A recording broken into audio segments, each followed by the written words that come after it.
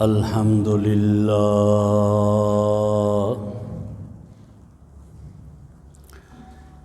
الحمد للہ وکفی والصلاة والسلام علی سید الرسل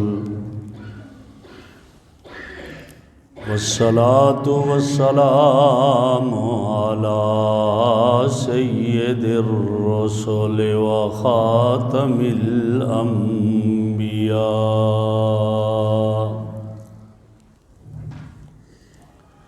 وعلى آلہ واصحابہ واہل بیتہ اجمعین اما بعد فاعوذ باللہ من الشیطان الرجیم بسم اللہ الرحمن الرحیم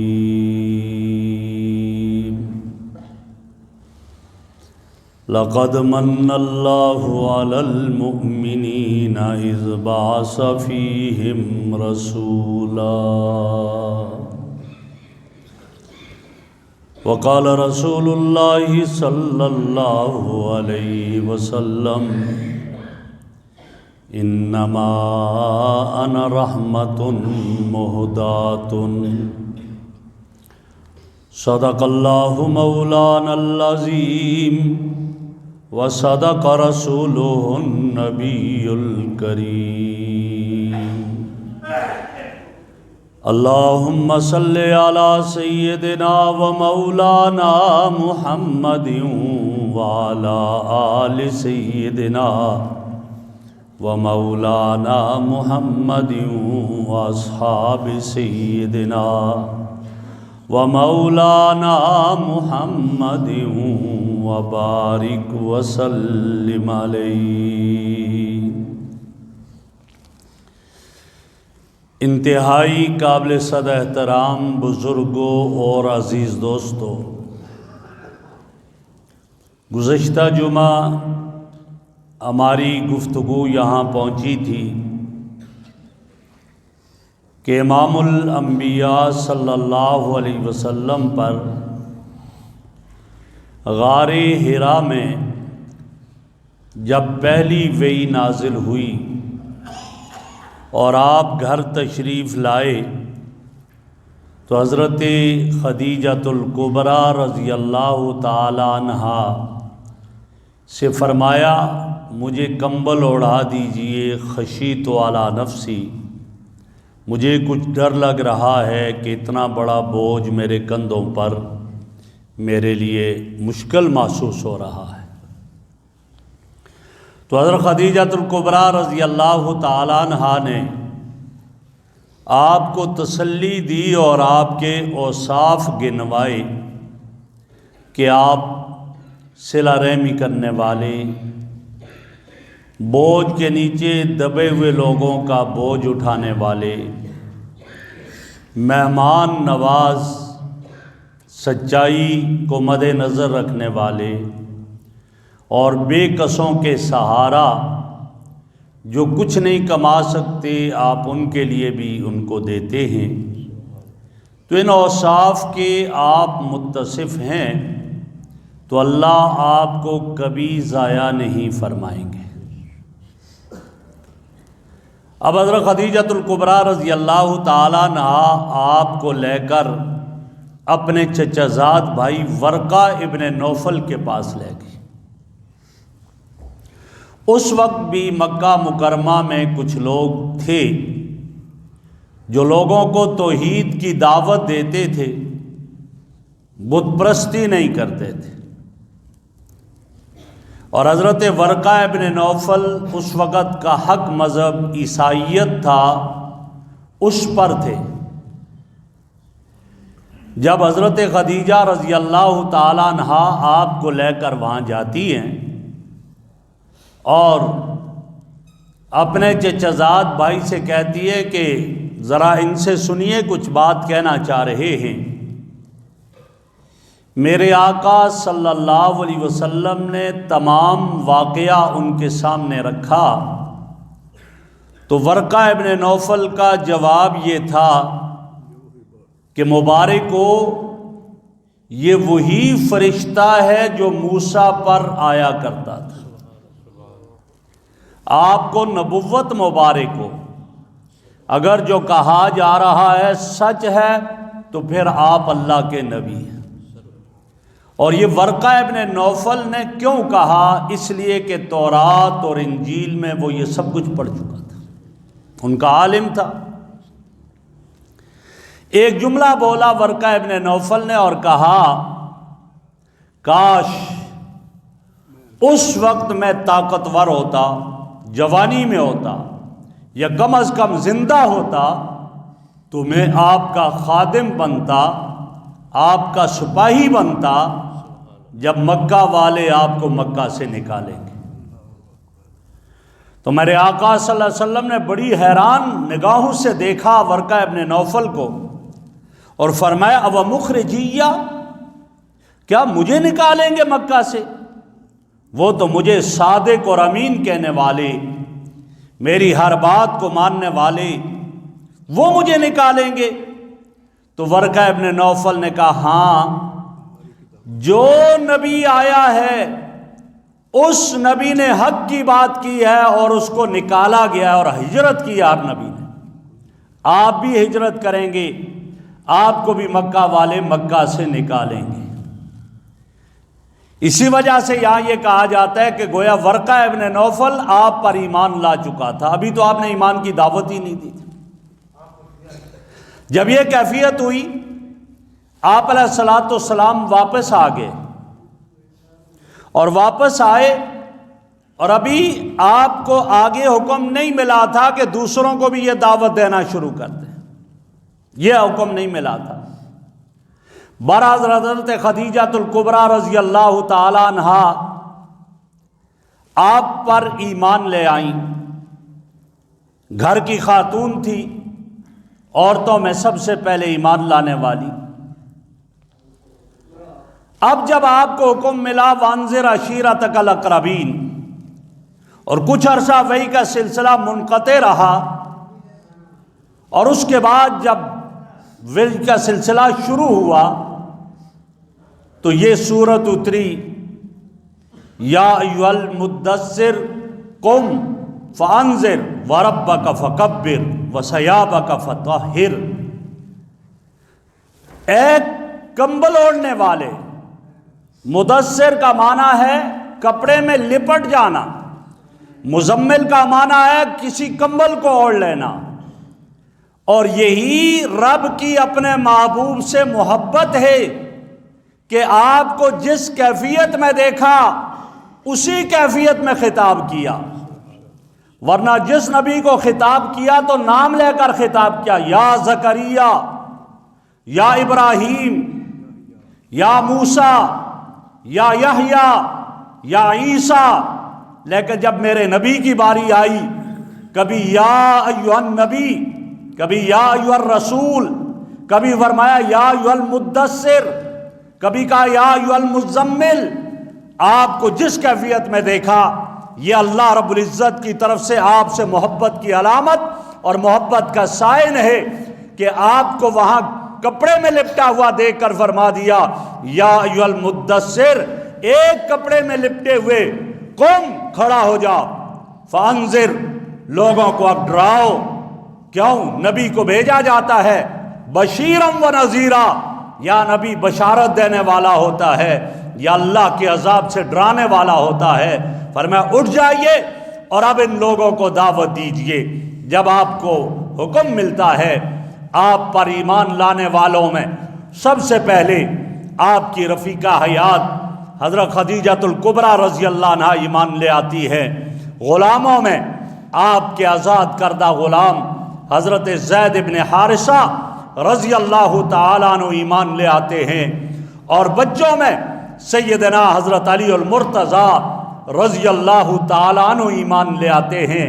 حضرت علی آپ کے گھر میں پرورش پا رہے تھے، آپ نے اپنے چاچا ابو طالب سے کہا، آپ کی اولاد زیادہ ہے اور خرچہ مشکل ہو جاتا ہے، آپ اپنے ایک بیٹے کو میرے حوالے کر دیجئے، ہمارے گھر میں رہے، ہم پرورش کریں گے۔ ابو طالب نے حضرت علی رضی اللہ تعالیٰ عنہ آپ کے حوالے کر دیے اور آپ کی نگرانی میں رہنے لگے۔ وہ ایمان لے آئے سب سے پہلے، اور مردوں میں سیدنا صدیق اکبر رضی اللہ عنہ سب سے پہلے آپ پر ایمان لائے۔ اسی لیے آپ فرماتے ہیں کہ اگر ساری دنیا کے ایمان کو جمع کر کے ایک پلڑے میں رکھ دیا جائے، ابو بکر کے ایمان کو ایک پلڑے میں رکھ دیا جائے، ابو بکر کا ایمان سب سے بھاری ہوگا، سب سے بھاری ہوگا۔ کہ ابو بکر کے سامنے جب میں نے کلمہ پیش کیا، جب میں نے توحید کی دعوت پیش کی، ابو بکر وہ شخص تھا جس نے کوئی مشورے کا نہیں کہا، جس نے سوچا بھی نہیں، فوراً کہنے لگا اشہد ان لا الہ الا اللہ واشہد ان محمد رسول اللہ۔ فوراً ایمان لانے والا ابو بکر تھا۔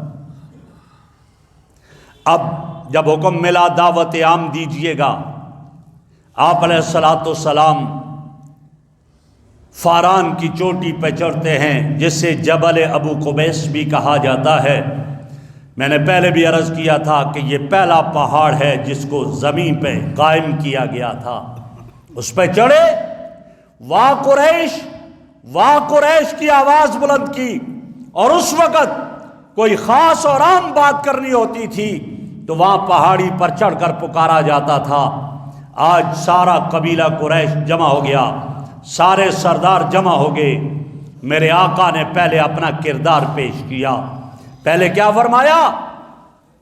آپ فرماتے ہیں لبثت فیکم عمرا، میں نے زندگی کی 40 بہاریں تم میں گزاری ہیں۔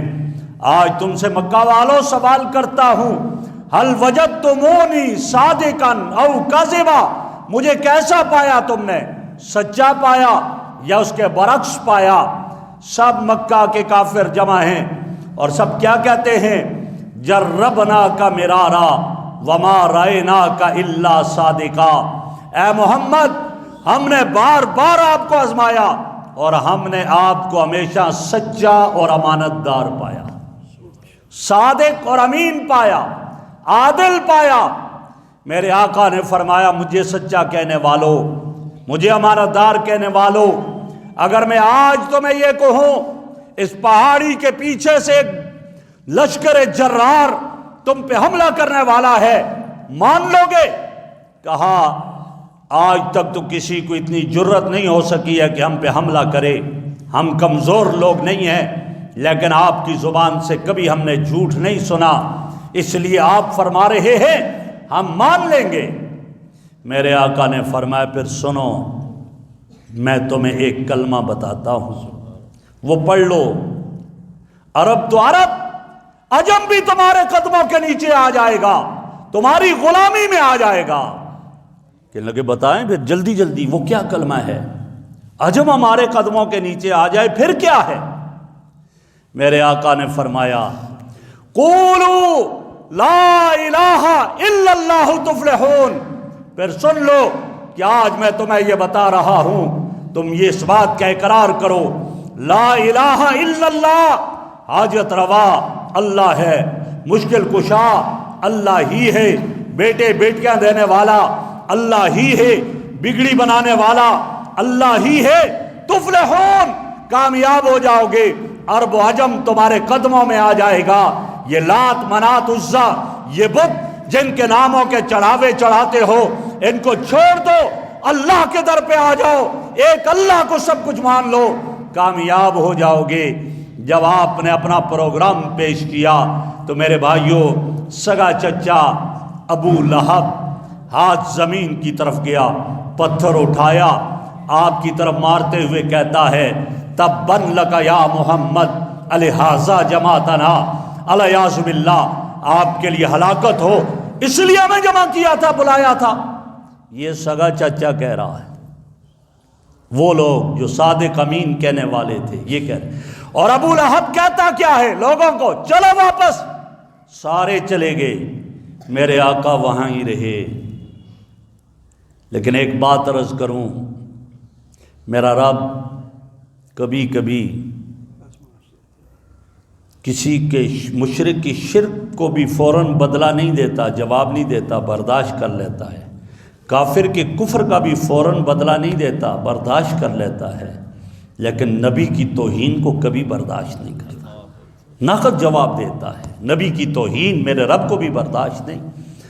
ابو لہب سگا چچا، اور لہب کیوں کہا گیا؟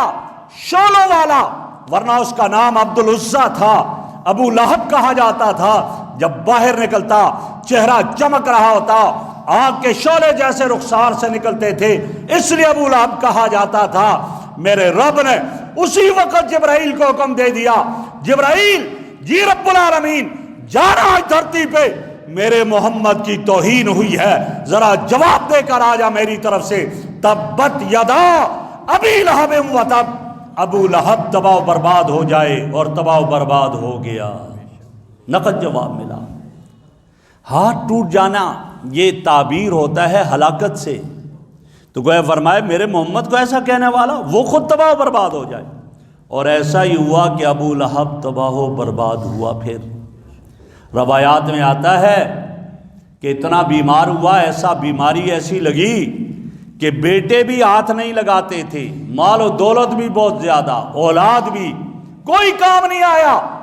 چارپائی پہ مر گیا، اسی چارپائی کے نیچے گڑھا کھودا گیا، اور چارپائی کی رسیوں کو کاٹا گیا، دور سے گرا نیچے گڑھے میں، اوپر مٹی ڈال دی، نہ بیٹوں نے ہاتھ لگایا نہ مال کام آیا، اسی طرح گیا۔ جو نبی کا گستاخ ہوتا ہے وہ ایسے ذلیل و خوار ہوا کرتا ہے۔ اور صرف یہی نہیں، قیامت تک ہر شخص اس پہ لعنت کرتا رہے گا جو بھی قرآن پڑھے گا۔ تبت یدا ابی لہب و تب، ابو لہب تباہ ہو جائے، تباہ برباد ہو گیا، جیسے اس پر لعنت کر رہا ہے اس کی بیوی پر بھی لعنت کر رہا ہے۔ ما اغنی عنہ مالہ وما کسب سیصلی نارا ذات لہب وامرأتہ، اس کی بیوی بھی آگ میں جائے گی، حمالۃ الحطب، جو لکڑیاں اٹھا کر چلا کرتی، وہ بھی حضور کی توہین اور گستاخی کرتی تھی۔ میرا رب نقد و نقد ایسے بدلہ دیتا ہے۔ آپ علیہ الصلوۃ والسلام نے توحید کا پیغام تو دیا، لیکن اب جو آپ کے پہلے بڑے معتقد تھے اب آپ کے دشمن ہو گئے۔ حق ہے ہی ایسا کہ جب حق بات کہی جاتی ہے تو پھر مخالفتیں ہوا کرتی ہیں، آپ کے مخالف ہو گئے۔ لیکن اب ابو بکر جب آپ پر ایمان لے آئے، حضرت ابو بکر صدیق رضی اللہ عنہ گئے اس حضرت عثمان کے پاس، اس کو دعوت دی۔ حضرت عثمان بھی آ کر میرے آقا کے قدموں میں پہنچے، ایمان لے آئے۔ پھر حضرت ابو بکر صدیق حضرت سعد بن ابی وقاص کے پاس گئے، ان کو دعوت دی، وہ بھی میرے آقا کے قدموں میں آ کر ایمان لے آئے۔ پھر حضرت ابو بکر صدیق حضرت عبد الرحمن ابن عوف کے پاس گئے، وہ بھی ایمان لے آئے۔ پھر حضرت ابو بکر صدیق رضی اللہ عنہ حضرت طلحہ کے پاس گئے، وہ بھی آ کر آپ کے قدموں میں ایمان لے آئے۔ اسی لیے کہا جاتا ہے کہ آپ سے پہلے جتنے انبیاء آئے، ہر نبی کے بعد دوسرا نبی آیا کرتا تھا، تو پہلا نبی اللہ کی توحید کا اعلان کرتا، دوسرا اس کی تصدیق کرتا بعد والا آ کر۔ میرے نبی آخری نبی، آپ کے بعد کوئی اور نبی نہیں آئے گا، لہٰذا آپ نے جب رب کی توحید کی دعوت دی تو سب سے پہلے آپ کی تصدیق کرنے والا ابو بکر بنا، جنہیں صدیق اکبر کہا گیا۔ ایمان میں داخل ہونے لگے، لیکن کافروں کو یہ برداشت نہیں تھا۔ میرے آقا کو برا بھلا کہتے، گالیاں دیتے، آپ بیت اللہ کا طواف کر رہے ہوتے، دائیں بائیں دور دور بیٹھے آوازیں کستے، گالیاں دیتے۔ ایک دن ابو جہل نے بہت کچھ کہا، بہت گالیاں دی۔ ایک خاتون سن رہی تھی، وہ گئی، آپ کے چچا حضرت حمزہ آ رہے تھے، ابھی تک ایمان نہیں لائے تھے، شکار کر کے آ رہے تھے۔ کہا تمہارا بیٹا اتنا لاوارث ہے، کوئی نہیں اس کا؟ پوچھا کیا؟ کہا آج ابو جہل نے اس کو بہت برا بھلا کہا ہے اور کوئی بھی نہیں ہے کہ جو اس کا خیال رکھے۔ بڑا غصہ آیا حمزہ کو، وہیں سے شکار چھوڑا، تلوار لی اور جا کر دار الندوہ میں پہنچے۔ ابو جہل بیٹھا ہوا تھا، تلوار سیدھی نہیں الٹی سائیڈ سے اس کے سر میں ماری ابو جہل کے سر میں، اور اس کا سر پھٹ گیا، اور کہا سنا ہے تم میرے بھتیجے کو گالیاں دیتے ہو، برا بھلا کہتے ہو، وہ لاوارث تو نہیں ہے، ہم موجود ہیں ابھی، تم ایسا کہتے ہو۔ ابو جہل زخمی ہو گیا، اتنے میں اس کے خاندان کے لوگ آگے، اور وہ لڑنے کے لیے آگے تھے۔ یہ سارے قریش ہی سے آگے قبیلے تھے قریش کے۔ جب لڑنے کے لیے آگے تو ابو جہل بڑا تیز تھا، اس نے کہا بھائی غلطی میری ہے، اس کو کچھ نہیں کہنا، بس ٹھیک ہے رہنے دو۔ اب حضرت حمزہ نے پتہ کیا، این محمد، کہاں ہے میرا بھتیجا، کہاں ہے؟ تلاش کرتے کرتے پتہ چلا اپنے گھر میں ہے۔ حضرت حمزہ جاتے ہیں اور جا کر عرض کرتے ہیں بھتیجے خوش ہو جاؤ، آج میں نے آپ کا بدلہ لے لیا ہے، میں ابو جہل کے سر میں تلوار مار کر زخمی کر کے آیا ہوں۔ میرے آقا خاموش رہے، خوشی کا اظہار کچھ نہیں کیا۔ تو حضرت حمزہ نے کہا کیا بات ہے، میں نے آپ کا بدلہ لیا اور آپ خوش نہیں ہو رہے؟ میرے آقا نے جواب میں فرمایا چچا میری ذات کا بدلہ لینا مجھے یہ خوشی نہیں ہے، مجھے جب خوشی ہوگی کہ جب آپ کلمہ پڑھ کر ایمان کے دائرے میں داخل ہو جاؤ گے، جنت کے وارث بن جاؤ گے، مجھے جب خوشی ہوگی۔ حضرت حمزہ نے کہا پھر بیٹا پڑھا دو مجھے کلمہ، میں گواہی دیتا ہوں اشہد ان لا الہ الا اللہ واشہد ان محمد رسول اللہ، آج گواہی دے دیتا ہوں اللہ کے سوا کوئی معبود نہیں ہے اور محمد اللہ کے رسول ہیں۔ کلمہ پڑھ لیا، ایمان کے دائرے میں داخل ہو گیا۔ کافر حیران، یہ کیا بات ہے کہ روزانہ لوگ اسلام کے دائرے میں داخل ہو رہے ہیں، اسلام قبول کر رہے ہیں، اور ادھر حضرت عمار، حضرت یاسر، حضرت سمیہ یہ لوگ بھی اسلام کے دائرے میں داخل ہونے لگے۔ بیٹھے سوچا کیا کیا جائے، میٹنگ کال کر دی تو کہا گیا کہ ان کو جا کر لالچ دے دو، شاید اس میں یہ ہمارے ہاتھ میں آ جائیں۔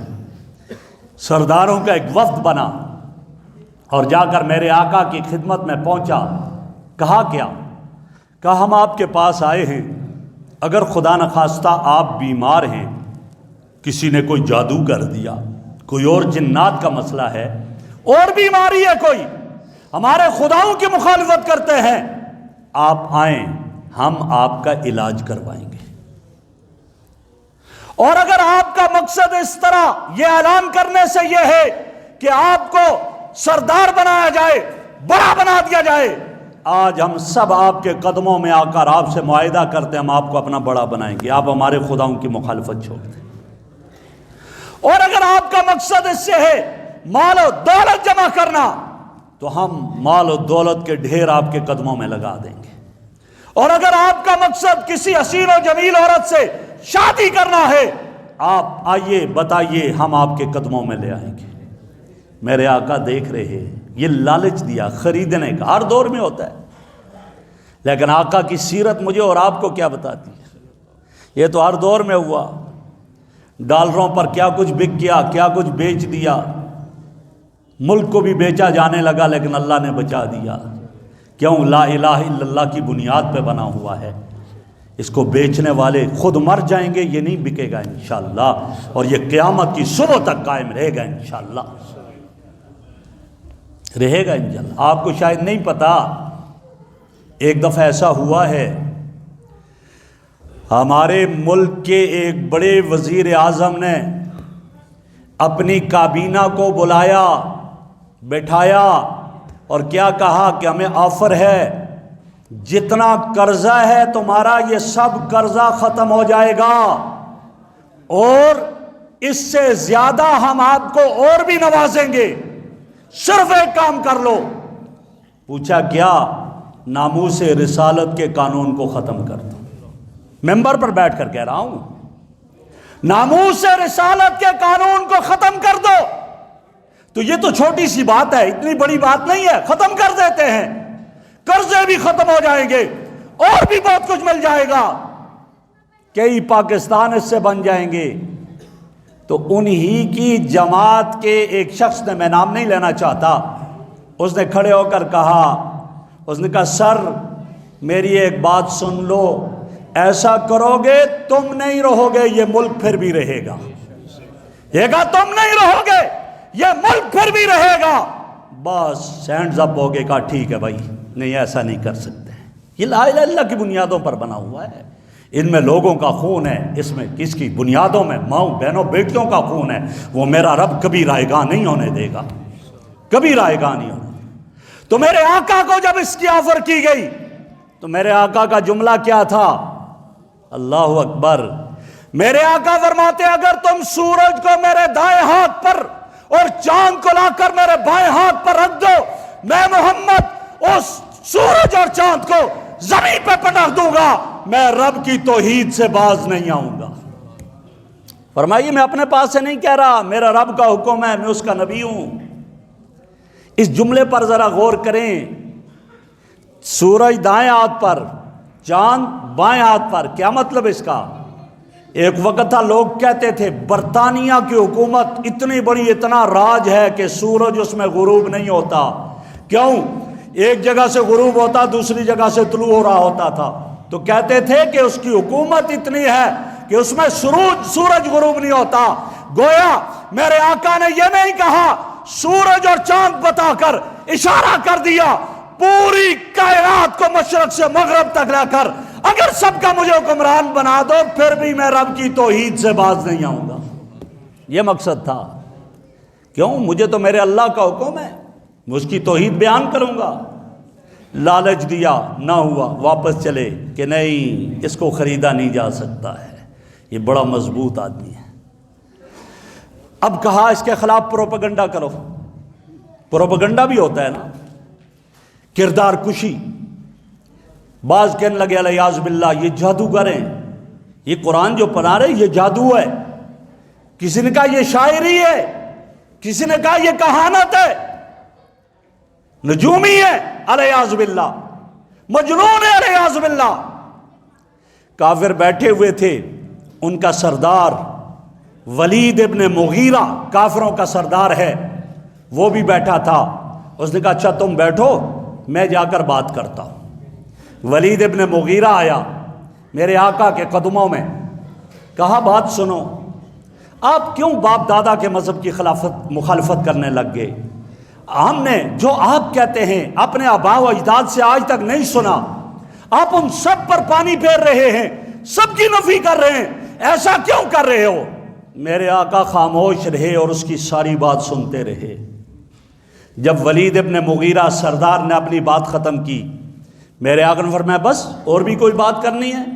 کہا نہیں بس ختم ہوگی۔ جب کہا ختم ہوگی تو میرے آقا نے جواب میں قرآن کی تلاوت شروع کی، سورہ فصلت کی آیات پڑھی، اور جب ان میں یہاں پہنچے قوم عاد اور قوم سمود کی آیات پڑھنے لگے کہ اللہ نے ان پہ عذاب نازل کیا، قوم عاد کس طرح تباہ ہوئی، آندھی چلی ان پہ، قوم سمود ان پہ چیخ آئی اور زلزلہ ہوا، وہ مر گئے۔ جب اس طرح کے عذاب کا تذکرہ ہوا تو ولید ابن مغیرہ کی آنکھوں میں آنسو آ گئے کہ لگا تجھے رب کا واسطہ ہے بس کر اور آگے نہ پڑھنا، اب ہمارا کلیجہ پھٹ رہا ہے۔ اور وہاں سے اٹھا سیدھا اپنے گھر گیا، ان سرداروں کے پاس نہیں گیا، سب سیدھا جب گھر اپنے گیا تو وہ کہنے لگے ہم نے پہلے کہا تھا نا کہ یہ وہاں جائے گا ان کا ہو کر رہ جائے گا، ہمارا نہیں ہوگا۔ اب انہوں نے ابو جال کو بھیجا، اس نے کہا کہ کیا آپ انہیں کے بن کر رہ گئے؟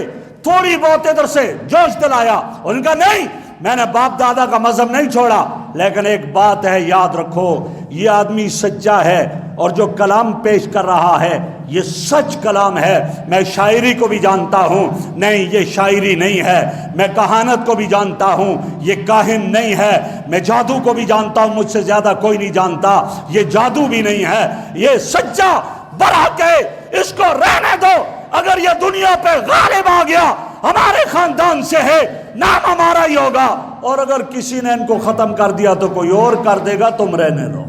یہ کہا، گویا میرے آقا کو پہلے خریدنے کی کوشش کی، نہ ہوا کچھ، پھر آپ کے خلاف پروپیگنڈا کیا، اس میں بھی ناکام ہو گئے، تو آگے پھر کیا سلسلہ چلا وہ انشاءاللہ آئندہ جمعہ یہاں سے آگے جو مجھے اور آپ کو ان باتوں سے جو آج مجھے اور آپ کو میرے آقا کی مبارک سیرت سے سبق ملتا ہے وہ یہ ملتا ہے کہ آپ حق بات کے ہیں، کوئی آپ کی مخالفت کرتا ہے کرتا رہے، آپ اللہ پر چھوڑ دیں، اللہ آپ کو کامیاب کرے گا، اور حق بات پر آپ قائم رہیں، ڈٹے رہیں۔ کسی کی آفر سے آپ کبھی بھی حق سے پیچھے نہ ہٹیں، کسی کے پروپیگنڈے سے آپ پریشان نہ ہوں۔ پروپیگنڈا کرنے والے کریں گے، آپ کے مخالفت کرتے رہیں گے، لیکن آپ کی نیت میں اگر اخلاص ہے، اللہ کی رضا ہے، آپ کامیاب اور کامران ہوں گے۔ لیکن ایک بات ہے کہ آپ بھی جب بات کریں گے تو حکمت کو مد نظر رکھ کر بات کریں، کسی کو ماں بہن کی گالی دے کر بات نہ کریں، کسی کو اور انداز سے بات نہ کریں۔ آپ قرآن اور حدیث کی روشنی میں میرے نبی کی سیرت کو سامنے رکھ کر بولو گے، اللہ کامیابی سے ہمکنار فرمائے گا۔ اللہ رب العزت مجھے اور آپ کو جو میں نے عرض کیا آپ نے سنا ہمیں عمل کی توفیق عطا فرمائے۔ وآخر دعوانا ان الحمد للہ رب العالمین۔